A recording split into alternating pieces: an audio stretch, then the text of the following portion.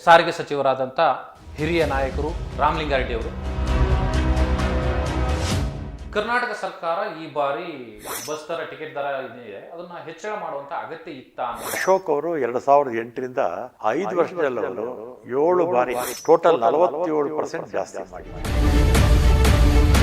ಏನಾಗುತ್ತೆ, ಈಗ ಡೀಸೆಲ್ ಬೆಲೆ ಜಾಸ್ತಿ ಆಗದೆ ಇದ್ರೆ ನಮಗೂ ಕೂಡ ಖರ್ಚು ಕಡಿಮೆ ಆಗೋದು. ಅಂದ್ರೆ ಡೀಸೆಲ್ ಅಲ್ಲಿ 4 ಕೋಟಿ, ಸ್ಯಾಲರೀಸ್ ಅಲ್ಲಿ 10 ಕೋಟಿ, ಒಂದ್ ದಿನಕ್ಕೆ 10 ಕೋಟಿ ಖರ್ಚು ಜಾಸ್ತಿ ಆಗ್ತಾ ಇದೆ.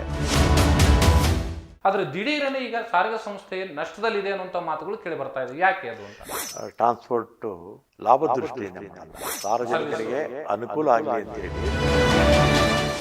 ಬೊಮ್ಮಾಯಿ ಅವರು ಹೇಳ್ತಾ ಇದ್ದಾರೆ, ಇವತ್ತು ನಾನು ಮುಖ್ಯಮಂತ್ರಿ ಆಗಿದ್ದಂಥ ಸಂದರ್ಭದಲ್ಲಿ ಮಾಡಿಕೊಂಡಂತ MOUಗಳನ್ನು ಈಗ ಫುಲ್ಫಿಲ್ ಮಾಡ್ಕೊಳ್ತಾ ಇದ್ದಾರೆ. ಇವರು ಹೊಸದೇನನ್ನೂ ಮಾಡಿಲ್ಲ. 4 ವರ್ಷ ಒಂದು ಬಸ್ಸು ಕೊಂಡ್ಕೊಳ್ಳಿಲ್ಲ.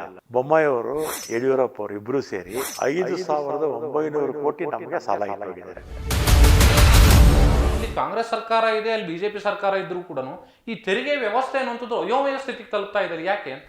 ಬಿಜೆಪಿ ಸರ್ಕಾರ ಬಂದಿರೋದೇ ತೆರಿಗೆ ಹಾಕಿ. ಗಾಳಿ ನೀರು ಬಿಟ್ರೆ ಉಳಿದಿರ್ತಕ್ಕಂಥ ಎಲ್ಲ ವಸ್ತುಗಳ ಮೇಲೆ GST ಹಾಕಿ. ಈ